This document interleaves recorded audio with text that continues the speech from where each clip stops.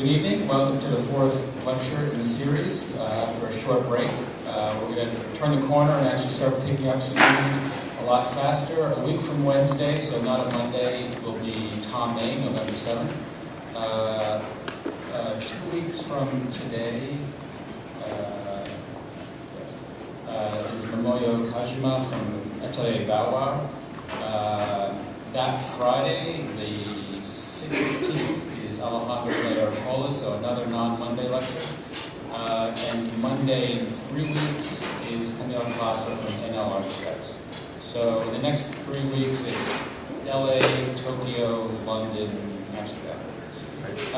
Tonight, from less far away, Detroit and New York, it gives me great pleasure to welcome Andrew Zago to the school. It's appropriate that Andy's lecture falls between Jeff's last time and Tom Main's next, because Andy is kind of the missing link between Jeff and Tom.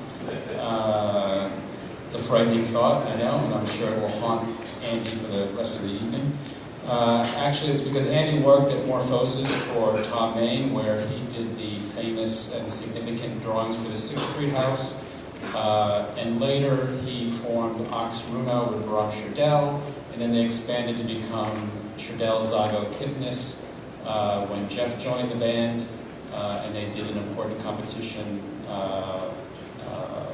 in 1991 for the Scottish National Museum. So thinking about this subset of lectures of Jeff, Andy, and Tom, there's a kind of part of the conversation that you can see among a series of people working in similar areas that hopefully we all start to have. As for the stats, Andy has a BFA in painting and lithography from the University of Michigan, an MArch from the GSD, has taught at SciArc, Cornell, University of Michigan, OSU, UCLA, and since 2003, for the last 4 years, he has been the first director of the new MArch program at the City College of New York. He's also a fellow of the American Academy in Rome. Among other projects, he's documented the abandonment of banks in Detroit. He finished the greening of Detroit Pavilion in Lafayette Park, and has recently finished competitions for a city planning building in China and for the Stockholm Library, both of which I think he'll show this evening. There's also a funny story which that he could have been an alum of this school, but instead went to Harvard because their deadlines were earlier. He can explain that if he wants, but it's something clearly we're going to have to fix. One thing that Andrew may not talk about is how his projects begin to chart out what he calls a post-ironic sensibility in architecture. In other words, he's not in favor of going back to traditional modes of authenticity or traditional forms of material, but he also wants to move off of the typical postmodern forms of irony, or even, I'd say, critical practice in favor of what he calls a post-ironic stance.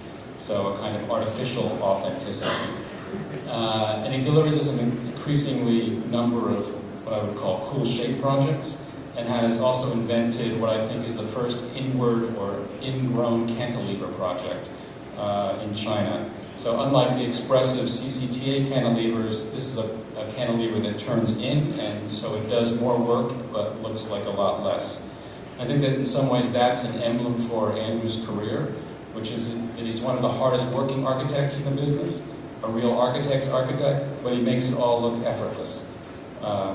So please join me in welcoming the most underappreciated, overly talented architects practicing today, the always cool, collected, and Negroni drinking Andrew Zago.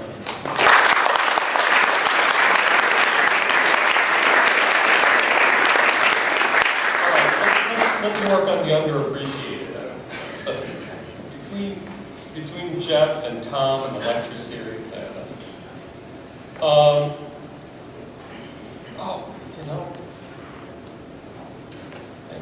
Close your eyes. That's more like it.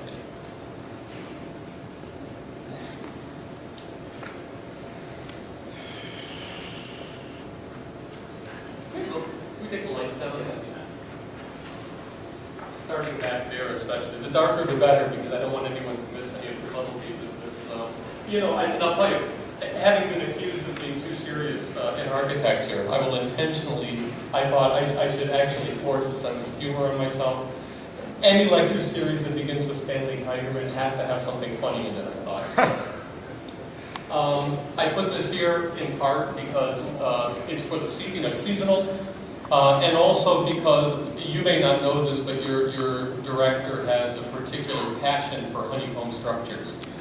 And so I went out of my way to find one that would be really appropriate for a talk like this. Just, I'll chit-chat first, and then we'll get to the work. Bob has rented it almost come here. I got my acceptance from another school before your application was due. I was living in Chicago at the time. It was actually, I happened to fly in with Sarah Herda this morning. I don't know if she's here yet. And was telling her I was living in Chicago in a rundown loft on Green Street off of Randolph, which was a real skid row at the time.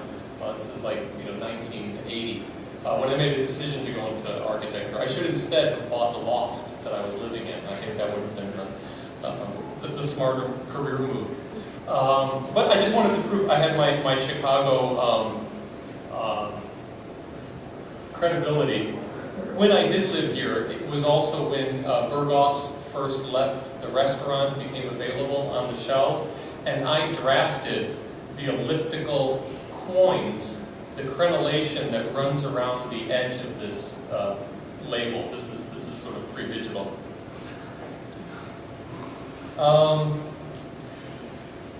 My lecture has well, actually, a couple of things. Let me first return some observations about Bob.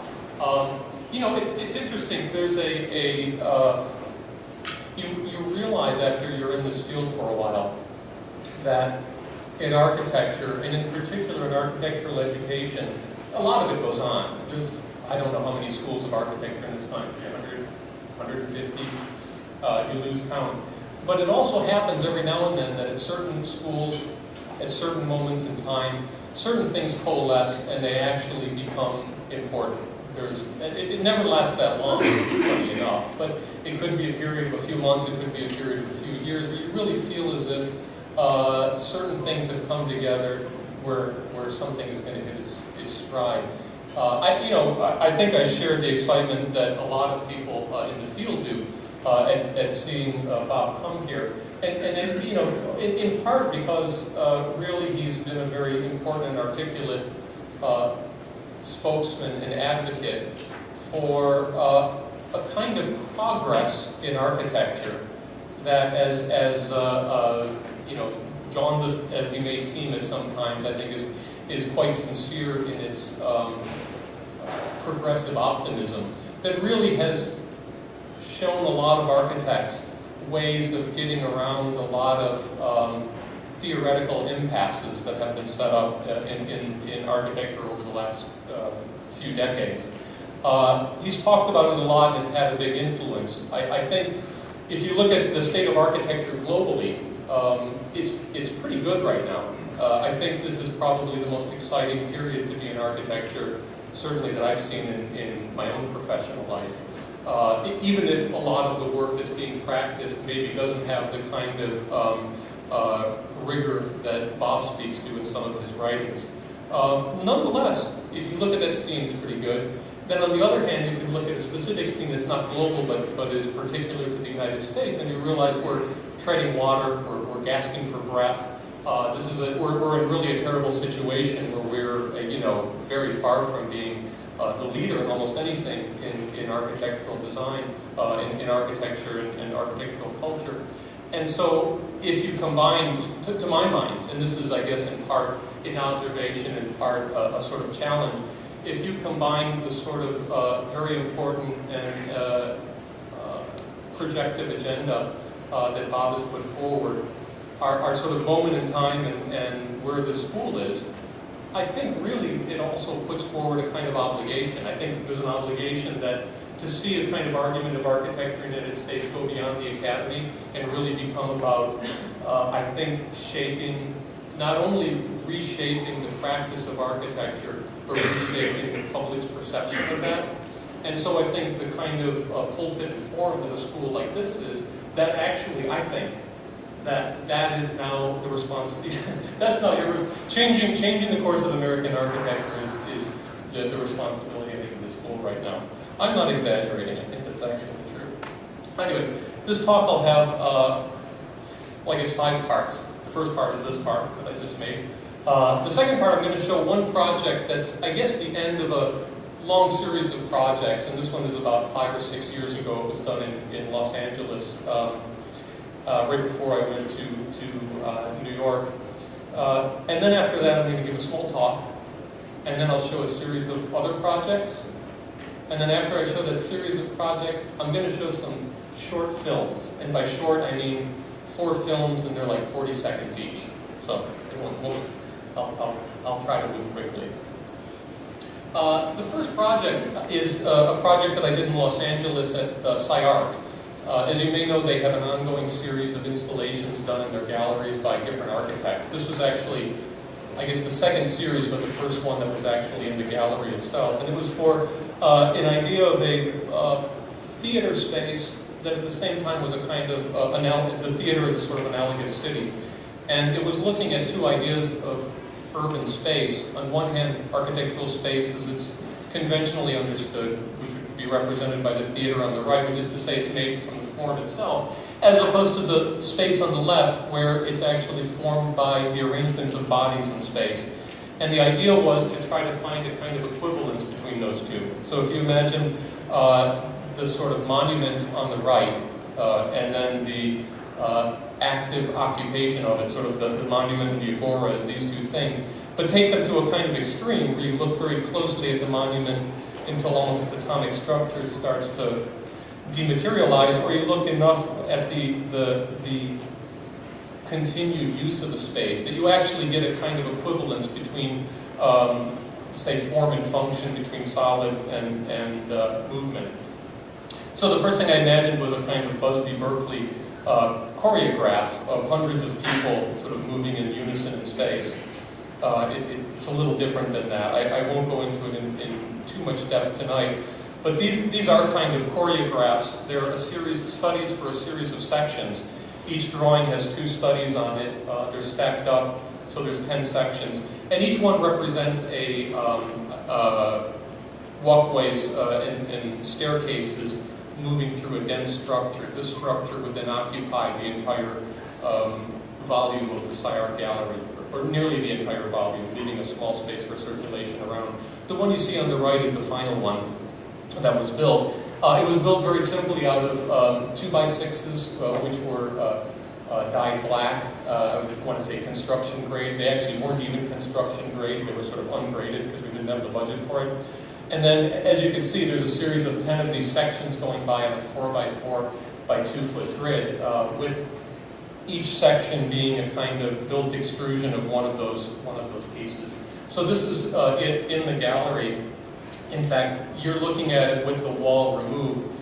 The wall fills up and you just enter it from the space on the left. So actually, once it's together, there is no place where you can actually see the entire piece. So one of the interests of it, aside from this kind of, I suppose, a kind of atomization of material through space caused by the wood, was also this idea that you couldn't actually ever see it as an object. You would actually approach it from the entrance, and then going through, this would be sort of a series of sections of the walkways and stairs.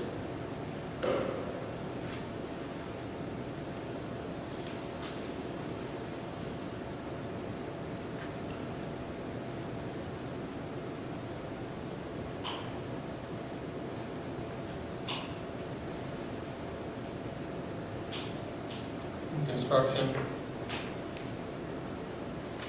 So you enter from the front, you can move through it. It was completely occupiable. To get into it, you actually had to slide between the wall and the piece because the stairs were towards the back of it. So you actually had to sort of belly up alongside of it to get into it. These are the pieces. The stairs themselves continue the grain of the piece. And it was considered not just as an installation, but actually as a kind of architectural piece. It was programmed. For the opening, there was a group called Line Space Line, which is a 25-piece sort of experimental music consortium. And this is, in that first thing I showed, which was the anatomy theater from the University of Padua, that elliptical, sort of severe-looking thing. This was, which was also a kind of delicate wooden structure in sort of inside of a massive building. Here, it really, through those sections that I showed you, it rearranges not only the geometry, but in so doing, it rearranges the I suppose, arrangement between spectator and performance. So in it, these musicians arrayed themselves around the piece, and at the opening, you could walk amongst them, above them, below them, while they were playing. And it had various other kinds of programs during its life. The choreographer, Anita Pace, designed the dance and performed it at the closing. In this one, she also introduced some strings and projections. But again, the same idea of the two things coming together. Here's another little project I did.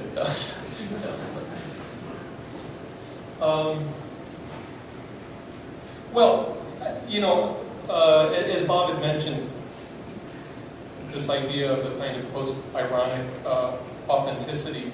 It's an interesting thing. If you're a kind of conscientious practitioner of our art, you do try to work at things that go beyond being, let's say, of a kind of passing interest or passing importance, and to some measure tries to link into, I suppose, a sort of deeper sense of experience. If you think of architecture at some point as really dealing with the fabric itself of existence, both as it is as well as how we would formulate it to be, then it's not a trivial activity to undertake it. And so questions of authenticity and even awkward, funny words like timelessness, I think, at least to my mind, necessarily come up in architecture. And you certainly saw, in the latter half of the 20th century, some architects, in particular, I'm showing here, of course, Louis Kahn, felt that there was a certain kind of loss of a connection, a certain kind of loss of depth within architecture. So on one hand, there was a loss of a kind of deep connection to its history. There was a loss of a kind of primordial correctness of form. And there was a loss of the authenticity of both its materiality and its presence. That it actually had something that maybe even could cause wonder in a small child. But, was it? Nah.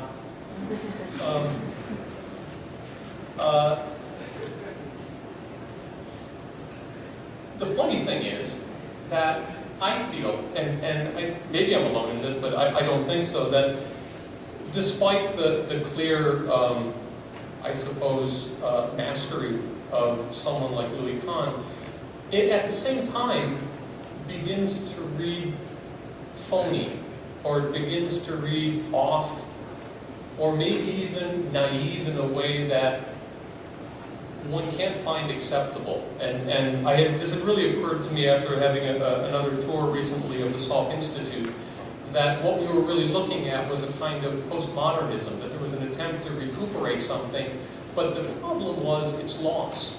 And so as much as one would want to like this want to have this work and wanted to have this kind of authenticity, and I do, at the same time you realize this doesn't work, that it fails because, I'll tell you, here's some advice. You guys need to get a new projector. That's a big red X going through there. And all right, there's many beautiful and subtle colors throughout this entire presentation, and I'll pantomime them as we go along.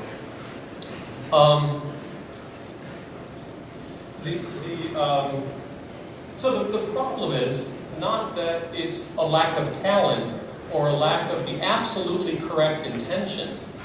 Rather, it misses a certain cue, which is to say that if architecture is timeless, or if there's a sense where you're really dealing with an engagement in the real core fabric of things, that is not a static thing, it's a flow.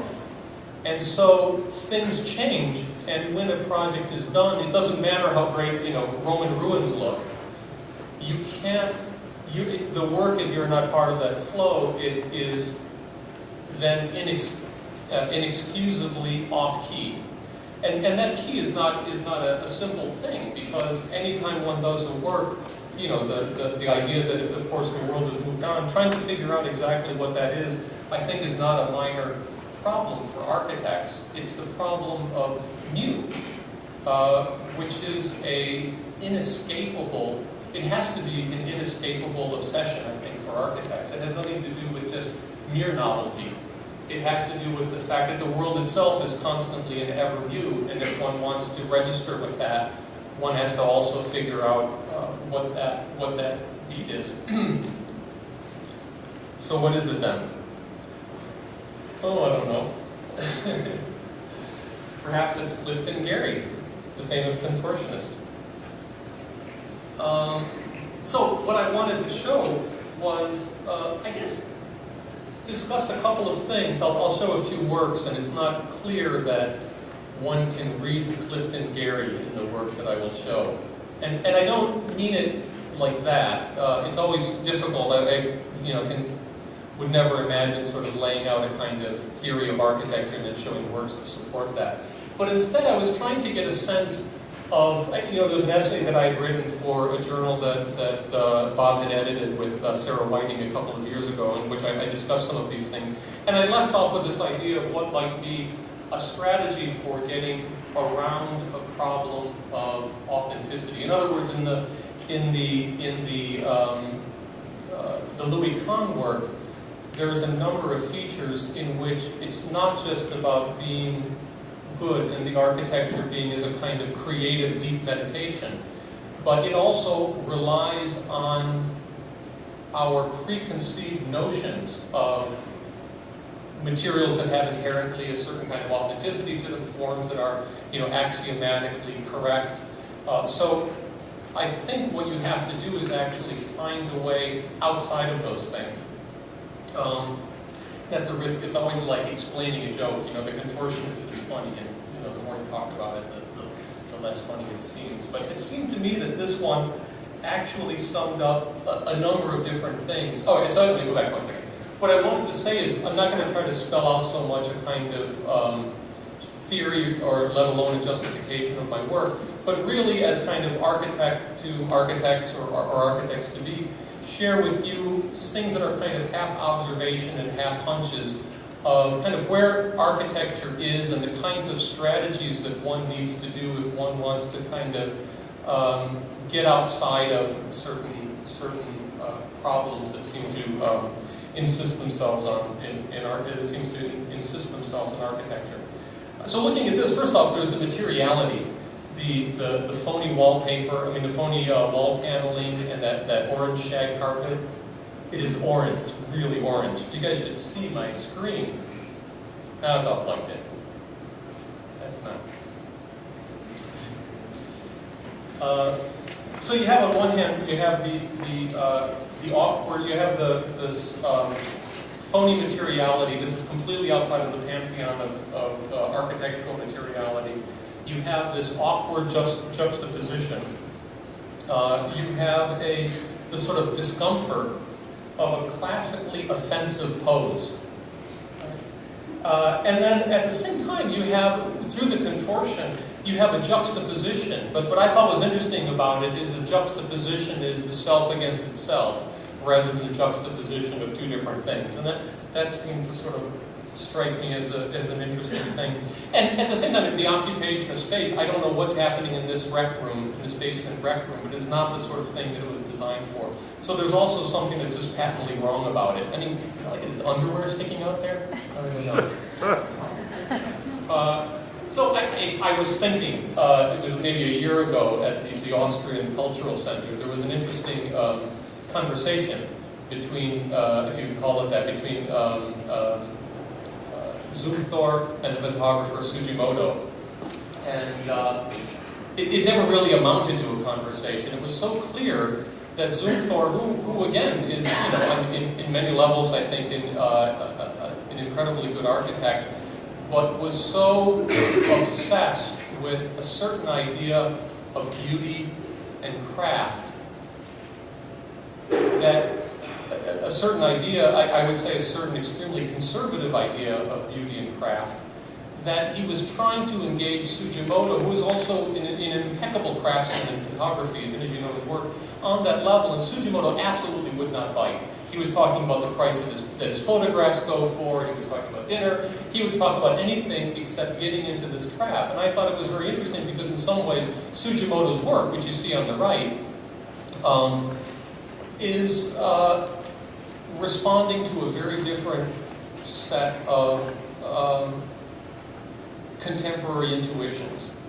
And this is the intuition that I would call wrong, which is to say that for a photographer, the most juvenile mistake that one can make is to take a picture out of focus. And of course, as you know, he has an entire series of both canonical as well as contemporary works of architecture that are precisely taken out of focus and presented in his enormous black and white photographs.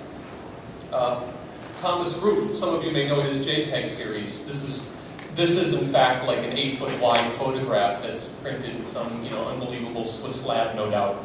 And its effect is entirely based on being an amateur with the JPEG settings, right? And having way too much compression. You open it up again, and this comes out. So this is a kind of territory. So I put this forward as a kind of territory that's discovered, not in the absence of expertise. I think it still requires deep expertise, but then knowing exactly how to do something wrong. I show here, a firm that I think does this on a consistent basis, and it's sort of startling. Of course, this clinic by Herzog and Demeron.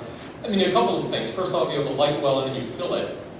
And then on top of that, you use the sort of rubber building paper, which is the part you're not supposed to see, to be the thing that completely fills that thing. Right? 2 errors in a row. Right? They can sometimes do 3 or 4 in one project. It's really amazing. Like the cantilever and the de Young, that both gets wider as it goes out and droops. It's an amazing thing. Then the other thing is the awkward, right? The awkward position, the thing that is intentionally not about a sort of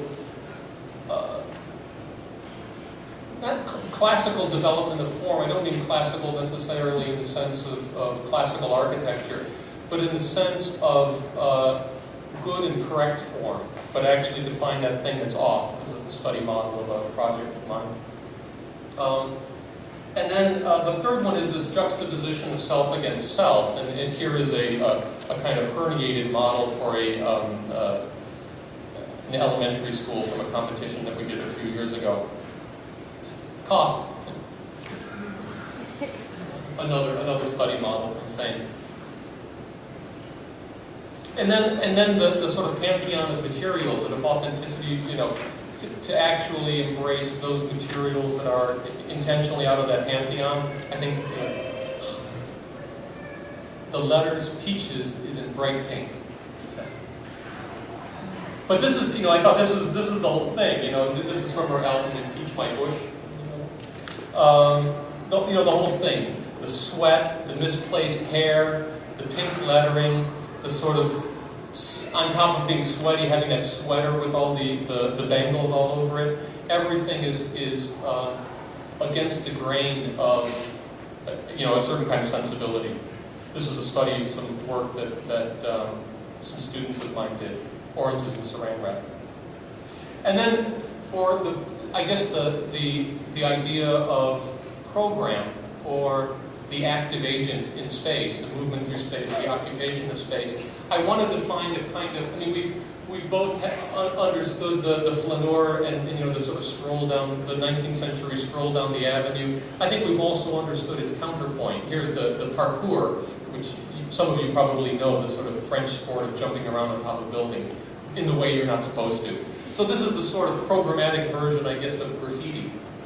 But I think it's too easily at cross purposes. How should I put this? This is a kind of deconstruction of intended use rather than being categorically wrong, as opposed to Franck, the other famous contortionist. The second of 3 famous contortionists I'll show this evening, which is to say you don't find this kind of elegant guerrilla way of moving, but actually find a way that's completely messed up. Actually impossible to walk like that.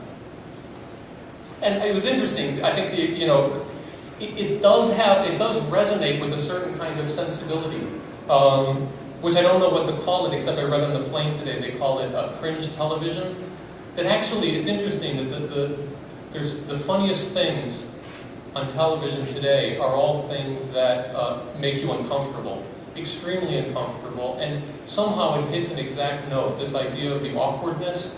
Not only in, of course, Ricky Gervais comedies like The Office and Extras and Curb Your Enthusiasm, but it even rises to some amazing political theater and political action. And I show Stephen Colbert at the Washington Press Corps from about a year ago.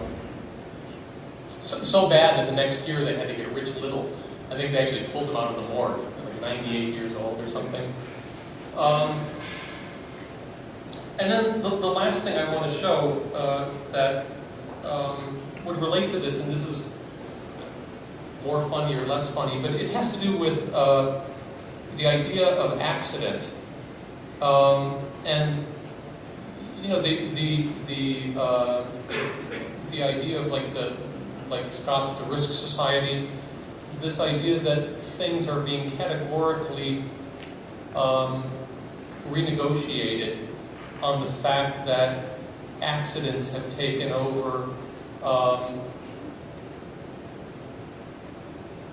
They've gotten to the point where they begin to take over the unintended consequences begin to outstrip the intended consequences. And this, you know, we could talk about this across a whole range of phenomenon.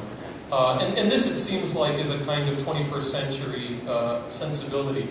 Very different than, say, the 20th century sensibility, right? Which you had a kind of explicit classical order. This would be like the parkour, right? The guys jumping around in the buildings. You have an explicit kind of classical order, then the accident becomes the kind of counterpoint that sets it off. It's still somehow safe, it's still kind of contained, but it's an eruption within that. I'm talking instead about something that happens at a much more atomized level. Right? It's almost about, you know, a kind of a sort of atmosphere or space rather than simply a kind of object against object. And on the right, by the way, is a model that some students of mine made. It's entirely made of elbow noodles and rubber bands. Okay. Now, I'm going to show a handful of projects. These are a series of studies called Material Consequences, in part coming out of the ideas of accident, in part coming out of some of the geometries that developed in Cypher. So even though Cypher marked the end of a certain trajectory of projects, Cypher is the name of the project in Sciarchim. I didn't mention that. Certain ideas of form kind of continued through that. And you can see that in these, they were studies that at the same time have a kind of urban component to them. And they really all operate. There's a relationship between the intentionality of a pattern, yet setting it up in such a way that it can never actually complete itself, which has a certain parallel, I think, to kind of interventions in the city, let's say, or other kinds of architectural undertakings. And then I want to tie it right into a project that came very much from those studies, and this was a competition for high school in Perth Amboy, New Jersey. And just a second while I consult my notes. This was, well, it was about 500,000 square feet.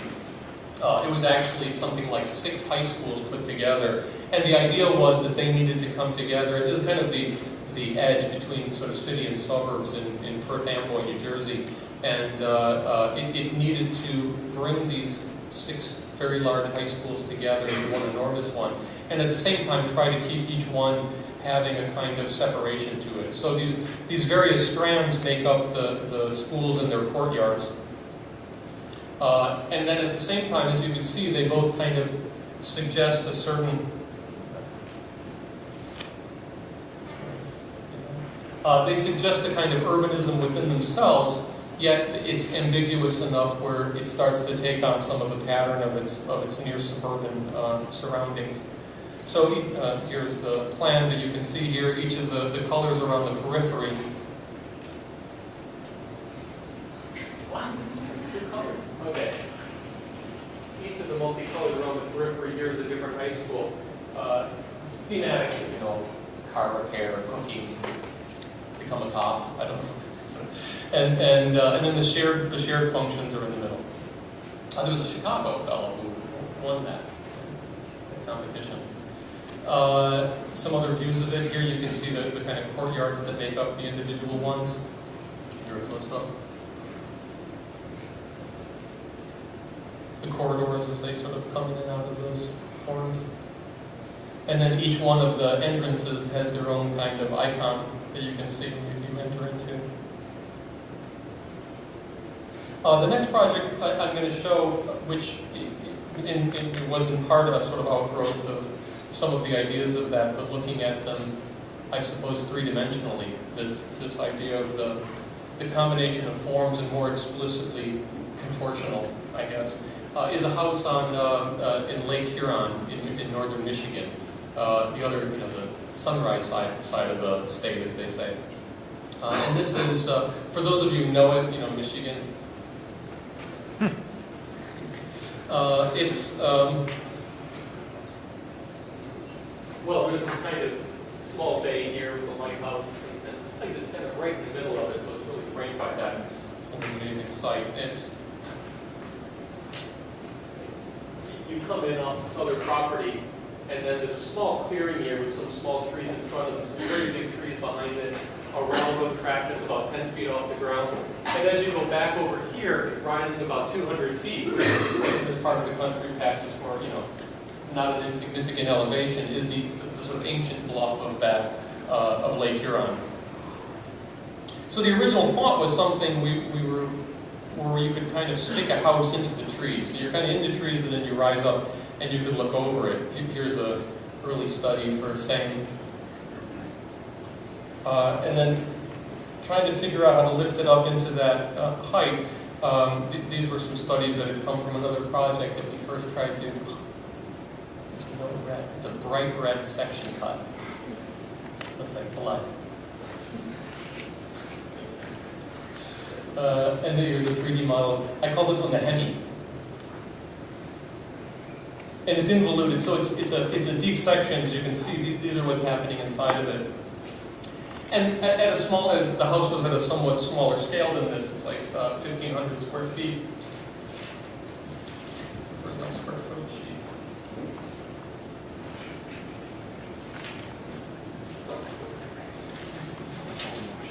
Oh, I think that's as good as we're going to do stuff.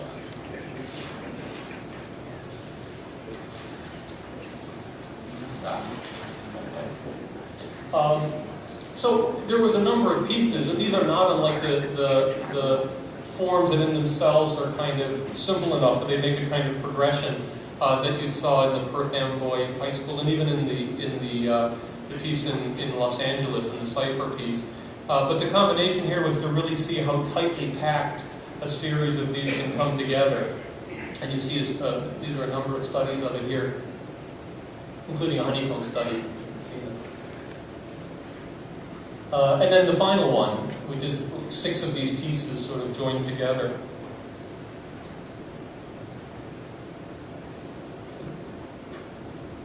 Elevations. So it would be something like that. An early structural model that my engineer assured me would multiply the budget by 10. The structure itself, it's sort of interesting. I'm working with Harry Giles, who's a professor of structures at the University of Michigan. It's a very simple project. It's on piles because of the high water table. But there's just a series, deep inside the building, there's a series of just tube steel columns, 4x6 tube steel columns. And then held onto them are a series of 2x6 C-channels that just ring around, and it's the C-channels that come around and make all of the eccentric shapes. So when these columns go up, it's able to handle all the cantilevers and indentations. And then that itself is a very wobbly frame, but then just you know, a wooden floor system. Floor joists are attached to that, and then these structural panels, 6 panels, are attached to that system. So once you skin the thing in these exterior panels, and actually the 2 of them together make it into a rigid frame, and allow the cantilever and some of the other features. Here you see the geometry, which in plan runs at a kind of, always at a sort of 1 to 6 angle, and in section at a 3 to 4 angle. Here coming up through the plan, so what we have on the left at the lower level, I'm sorry, I just realized as I was putting this together that I didn't include the site plan, but you come in from here to the north and you park, and this is sort of canted to the lake, it's canted like that, so the coast is sort of out this way. So that's the main view out there. But you don't really get the main view on the ground floor. You really have to be up at the 2nd floor in order to see that. The first one's kind of nestled in with those trees there. So while the entrance is on this side, the main access out to the beach is on that side. The stairs that go up to the main floor are done like a kind of theater stairs, because one of the owners is a cellist, and she would perform up there with some friends, and so they would do informal concerts up there, and there's a small guest room down at the bottom.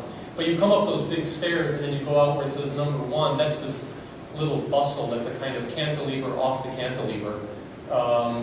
You turn around, and then it's one big open floor for the living space, and there's a slot that continues to move all the way up. So as you come down that corridor, you have a small galley kitchen, you have a dining area, and then the living space with a very large terrace. At that point, you're about 10 feet off the ground, and you can start to look over the low trees to the lake. Continuing up, the living room is a double height space. You move up to a mezzanine on the drawing on the left, which can serve as a sort of second sleeping area. You continue up to the top, and what you have here here is a library, and then here is a sort of sleeping area. I don't know if you would call it a master sleeping area. It's very minimal, with its own deck. At that point, you're like 30 feet up, and you can start to see very well over everything.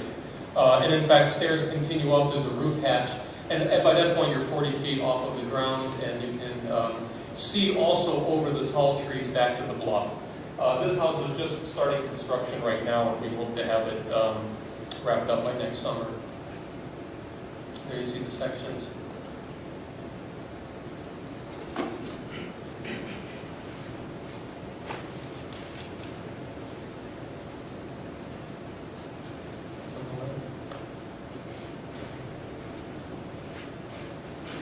A project which I was joking with Bob is the project that required the least amount of architectural intervention that I seem to have gotten the most publicity for, which is a museum in Detroit. It's a MOCAD, a new museum of contemporary art in Detroit. It would be another talk to give a kind of background of Detroit, which is an interesting thing, and you all are reasonably close. It's an interesting city to visit. It is a very unusual, there's the museum itself. It's a very unusual urban situation. It's highlighted in red.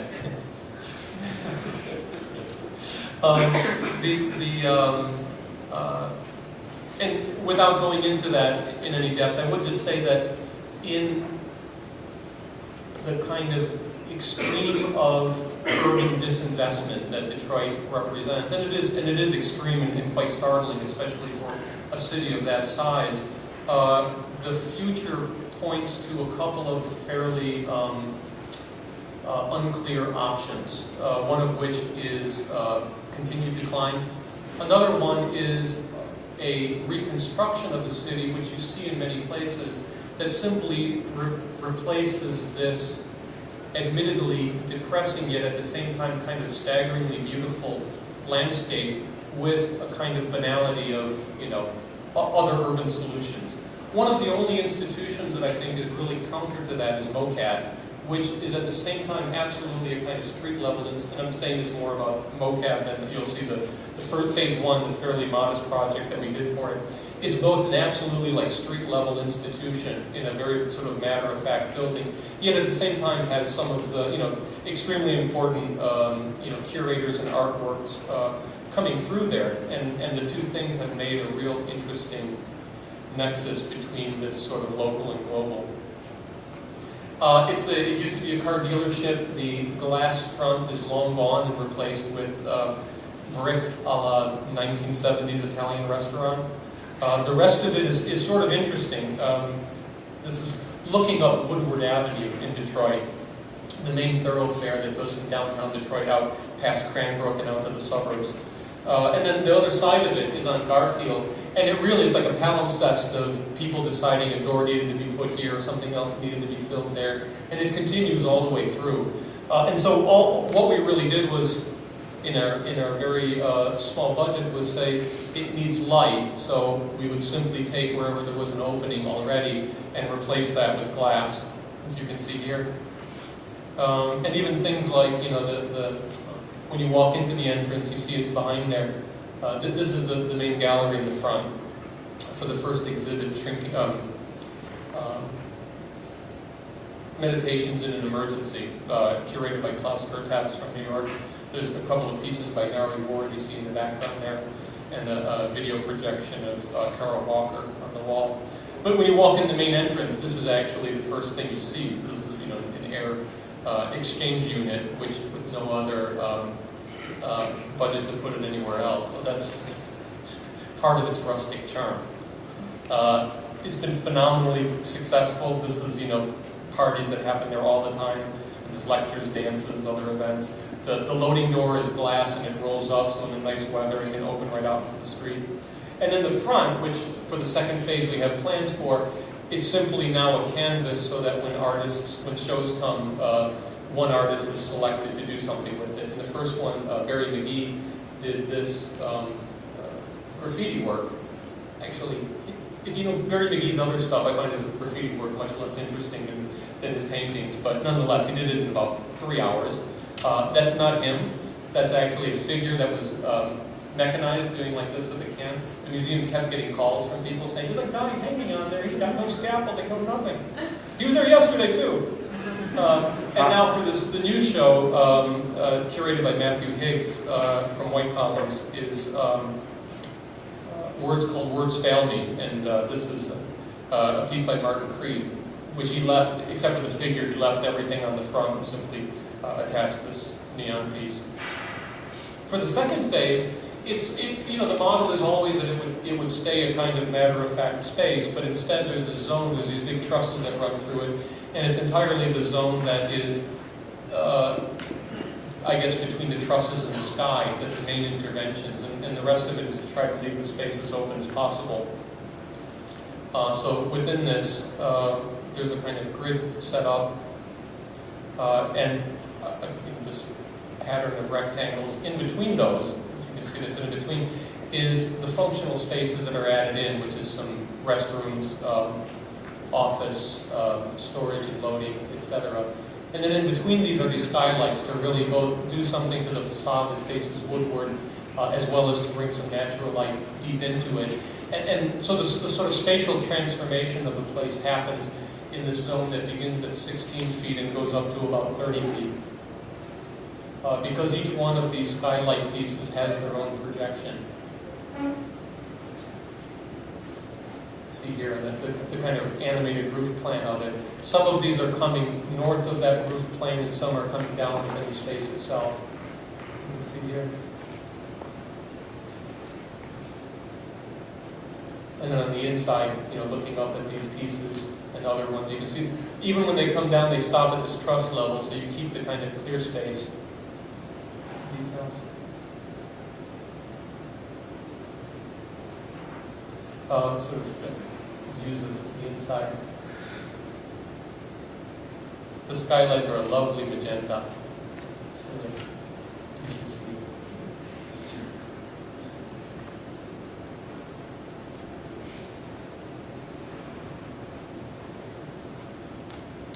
And then they continue, they march up through the front and open out the front of it as well. Next, I'll show a project for which Bob had mentioned, which is for the extension to the Stockholm Public Library. And you probably know it. It's an iconic 20th century building by Gunnar Asplund, And so obviously the idea of doing something next to it was quite enticing. This is the site. I'll just talk about the site for a minute because really the program as given, it ended up being one of these, I think, a pointless competition, unfortunately.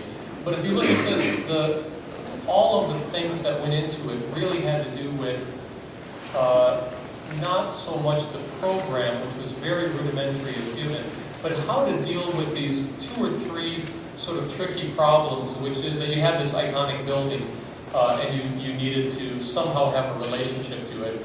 At the same, it was clear that they absolutely wanted something that was deferential to the Asplund building. But at the same time, one has an agenda, and I think they did as well, as something new. You have also these 3 buildings, and I'll explain how they fit into the original Asplund master plan, where they left it absolutely ambiguous about whether you can take them down or not. They're absolutely treasured historical buildings, and you cannot touch them. No, they're absolutely treasured historical buildings. We try not to remove any of our treasured historical buildings. You may consider taking them down in the course of doing this competition. And so I'll show you. Did anyone here do this competition? Well, I won't go through the various permutations and somersaults that we went through at too much length. But let's just say it has that.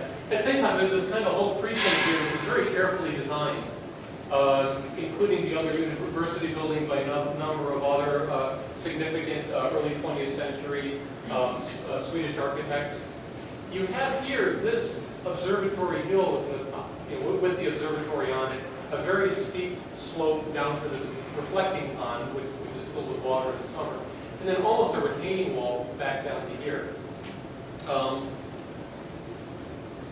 What I wanted to show was that observatory hill used to be what's called an eschar, which is a kind of rocky ridge that ran all the way through the center of Stockholm. This is, I think, 1670. The site itself is right about here, so already they started cutting into it. But it actually had strongly formed the whole topology of the place. You can even see here's in fact the observatory. So the site is kind of right there, when it still had at least part of its slope coming down. The site itself is within that white shade here. But at the same time, the ridge of this hill was an important thing to respect. We had some existing buildings here, and then of course the Asplund building, which is sort of sacrosanct. Here you see the original plan. 3 buildings were built. There were originally to be 4 of them. They built these 3, and this one turned into an L-shaped building. That one was the last one built. It was probably the one that could be sacrificed if you were going to take something out, although it was the least useful one to take out in terms of planning. Interestingly enough, we also came across this, which figures in later, which was an earlier scheme in which it was a whole university precinct. Not only were those buildings there, this is the library and then some university buildings, but up on top of the hill, there's this amazing elevation, especially if you take it literally. This floating box up above the height of the dome, the drum here, the main reading room, and then this series of low buildings. You all know the interior of that drum. The main reference room is inside of the drum of that building. I don't have photos of it, but I'm assuming you all know. You're a cultured lot. Well, in going through it, these are the study models, and so this could be a lengthy lecture going through what each of these are, but I'll just do a kind of quick tour where there was always an idea here somewhere to complete the geometry of the master plan, but somehow acknowledge that incompletion of the hill.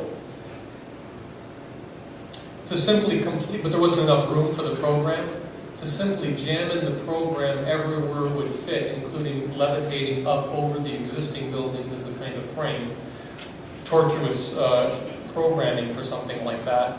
Or to simply see within the strict regimen of the Asplund plan how you can pump as much program in there as well. You have a vast subterranean area built into the hill in order to be able to pull something like that off. And I must say, the 3 other buildings, I'm not just generically a fan of Nordic modern classicism. The Asplund building is spectacular. The other buildings I could sort of take them with me.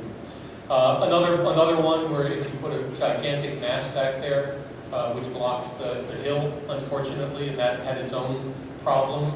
in part, this is south, so with the low sun, something up here, this makes a huge shadow along that street in the winter, which is something that is obviously very precious in a city like Stockholm.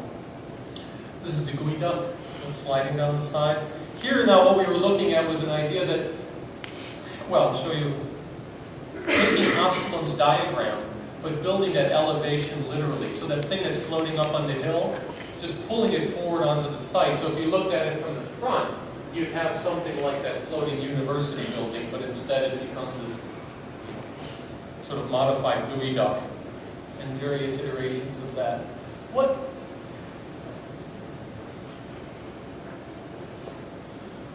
Pulling it back and allowing this plaza here, which I can show you in the next site plan. There's a church here, these streets that meet, and right from there, there's a new metropolitan train station that's going there. So you get a view of the dome there, and that's really key, that when you come out of the station, you can see the dome. So here we try to simply pull the whole project back. And then I guess the part that the thing that was sort of a breakthrough, even though this still keeps the original building, going back to maybe some of the things I was talking about before, was we started thinking about, that Asplund building and even the entire composition is all about a certain kind of intentionality of form. That everything was carefully composed to achieve a certain kind of effect in its form. And we thought, is there some way to actually opt out of that? So in this one, what we did is we simply took the existing buildings, the existing site plan, and gave it all of its setbacks and extruded the volume. And somehow, and then in the model on the right, the Rice model, to actually imagine it formed more like the hill rather than the building. So it would actually be both dominant in its extrusion and sort of natural rather than sculpted. And so then we realized, hell with those buildings. And let's just work on this idea that we could design it without actually giving it a specific form. So to go through it, we would just take the maximum volume, taking the drum of the Asplund building and the maximum site volume and extrude it. Then come back to the street line, and then you needed to protect a certain part of that hill so it comes forward. Then you needed a setback both from the Asplund to be able to see that side of it, as well as from the adjacent buildings, just for light and air for those offices on that side. And then from that station, if you simply cut out that cone so that when you come out of the station, you can see the dome of it. So that's basically the forces that shaped it. There still was this problem that you were blocking the view of the hill. And so, and then slope it back down towards the hill so the hill and the top of the building would meet each other. And then this problem of not seeing it. So here, actually, a hole is sliced through that is, I suppose, if the Asplund has its dome as its iconic space, which is in the center and you arrive at, we imagine this as being something that you would turn on its side and you would actually have this big space that you would flow through. So this is not only the main hall of the building, it also is circulation that allows you to move from the street up to the top of the hill. And the odd thing is, you go through all of these step-by-step things, all of which are about a certain kind of deference. And then you end up with actually sort of passive-aggressive. You end up with this sort of, fairly aggressive presence on that space. Something like this, which, I think, rather than looking deferential, actually looks more like Mr. Horsepower. With a red hair. Mr. Stockholm, we call it. So you see it here. The skin is a large screen with glass behind it that gives it a shadow. But you can see also what we call the Esker Hall coming through it. And there it is inside, both its relationship to the hall and that hole, yet at the same time, I think, has a certain kind of autonomy in and of itself. Here you see it in model, and that's you can see this is kind of a replication of a late midwinter sun. So when you're walking along what is otherwise a dark street, that actually stands out like that. Or would actually stand out that way were we to have built it. So again, this is the dome, of course, of the drum rather of the Asplund. And this would be the inside of our reading room, which has its own kind of structural integrity, a kind of revival of that the rejected structural model from the house that I showed earlier, where there's a series of 3 planes, each of which has a normal geometry, but by being eccentric to one another, they make a kind of structure, and you can see it there.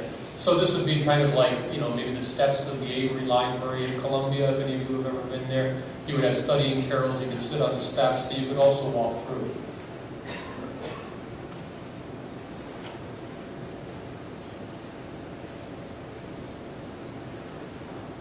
So starting at the bottom is complicated circulation. You both connect underground to the Asplund building on the left, and also you connect underground to a kind of shopping concourse on the right, all the way to the train station.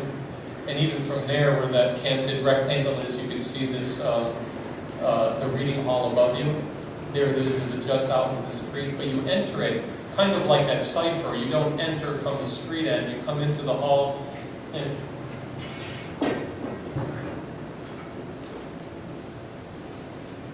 come around from the back to enter into it from sort of the entrance hall, and it makes its way up.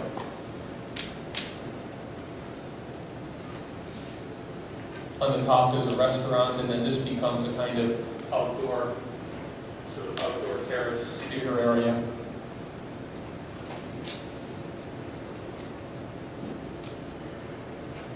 So that's another street. That's how you would get into it from inside the reading area. I mean, inside the entry hall.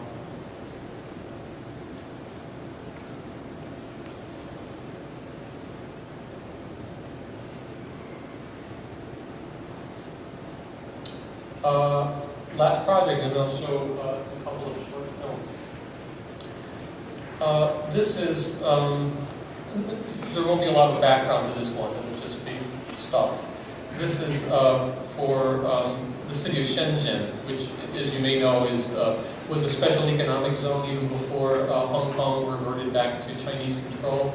It's the craziest of the crazy boom cities in China, where all sorts of manufacturing happens. You can have anything built there.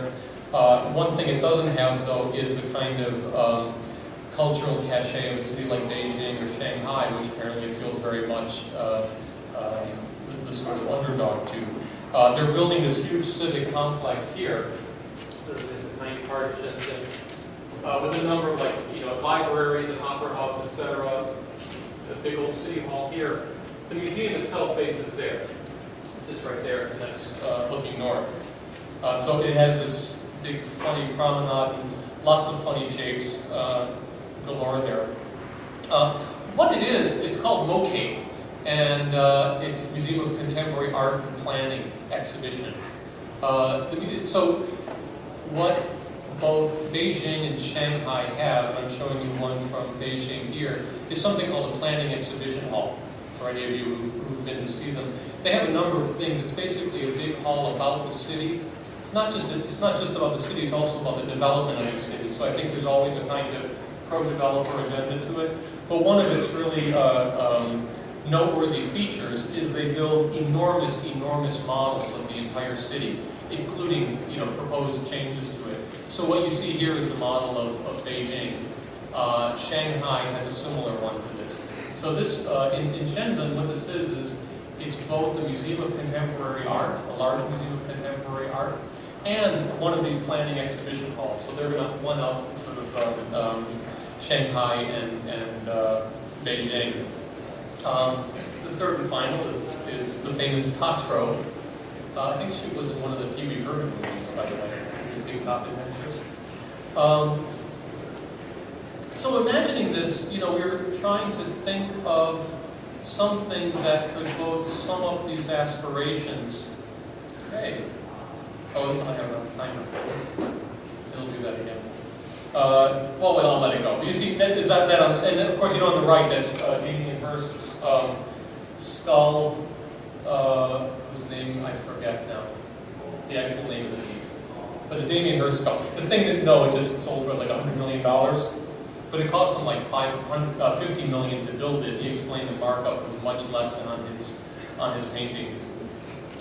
A couple of things. It seemed like what they wanted was something that would be an extraordinary gesture, and at the same time, like with the Damien Hirst, it is one of, I think is a brilliant piece. One of the things it is absolutely thematically about is money. In other words, that it actually shows that it is able to do something unreasonable, and that unreasonable thing actually comes at a very dear price. And that was, in part, one of our inspirations for this project. And so this is the piece that, as Bob mentioned, is the ingrown cantilever. The entire project is resting on these two massive pillars. It cantilevers off the back, comes around and tucks back under itself and meets flush in the front. And then the main plaza is actually underneath that lifted space. What is showing up probably reasonably well here. And so this face is the one that faces that mall that goes through. It's as if it's somewhere between being deferential and obscene, and daring, and sort of daring the way acrobats are. And this is planned out in a fairly simple way. The planning exhibition hall is here, and then the museum itself is in the piece that cantilevers back. And the main public plaza is actually in between those two things. And what you have is on the underside of this a gold surface, so the underside of that cantilever is gold. And then for the plaza itself, you have a glass plaza, and the model of Shenzhen is underneath you. So when you go into the main space, you literally have the city below you and this kind of golden sky up above you. And you see the various galleries, large and small, and some of the other offices and the upper places. So the lower two levels are occupied by this planning exhibit hall, and here's the model. In fact, there's no entrance on the plaza level. You come down into this lower level, and this is the main space from which you either go up into the museum or continue around in there. And there you see it. That's the within the leg, how you move up through it. Then on the plaza, there again, the glass below the area that sinks down into the two legs. And then you go up through the various floors. Gallery space, offices.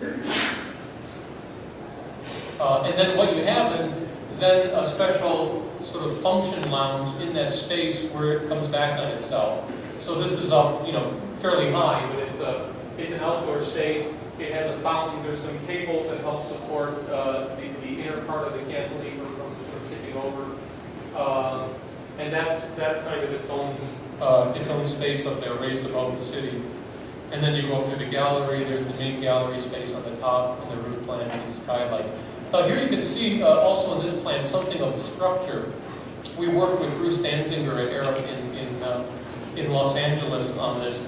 I guess we'll get to the structure in a minute. So here you see that from the main, this would be the main public plaza when you walk in, with the model below and the ceiling above, and then down below looking up at that. This is that sort of,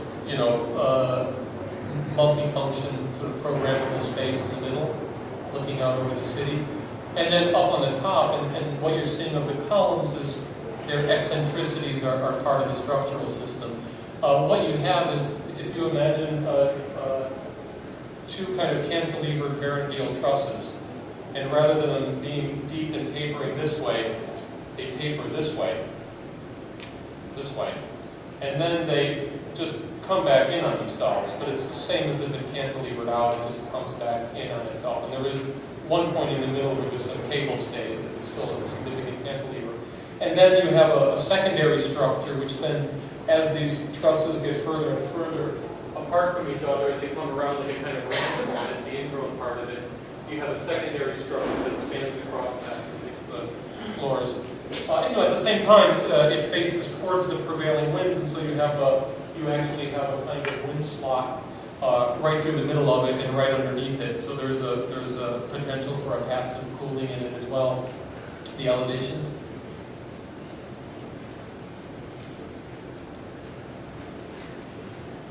Any sections?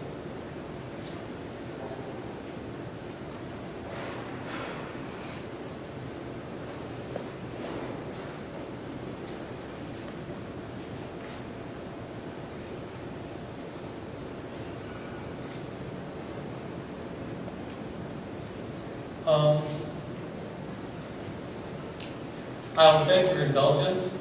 I will show just a couple of movies, and Bob's even asked me how we make a transition from this to these movies. There actually is no transition. They are sort of experimental. I don't know how well they're going to show up on this. They're fairly detailed and high resolution. They are, I guess, if I was to compare it to this idea of that kind of grain of reality and existence, these are a very careful recombination and reordering of that structure of space, I guess. They're all documentations of Detroit. And not so long.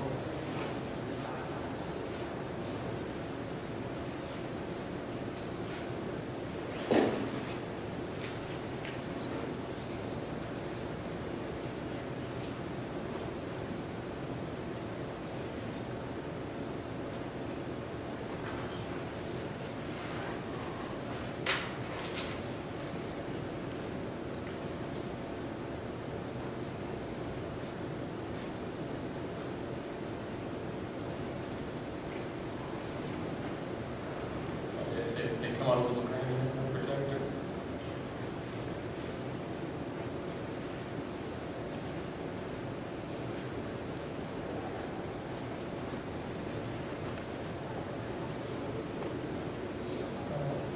Try to show one also at a larger scale.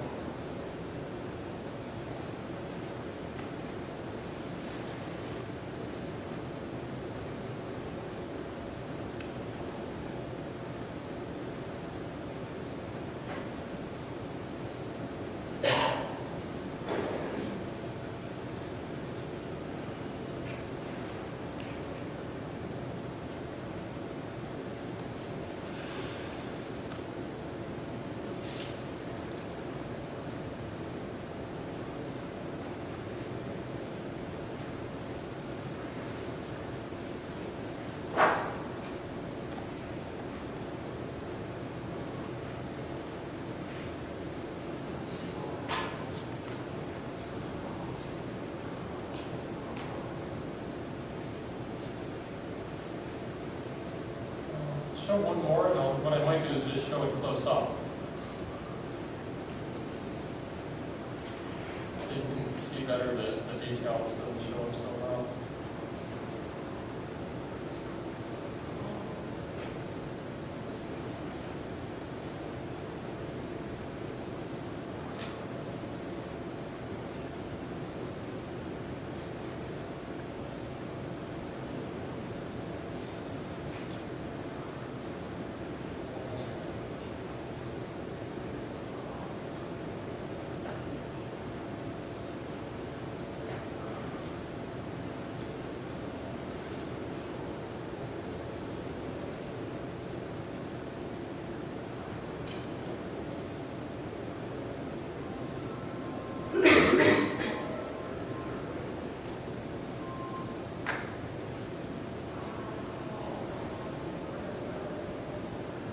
Thank you.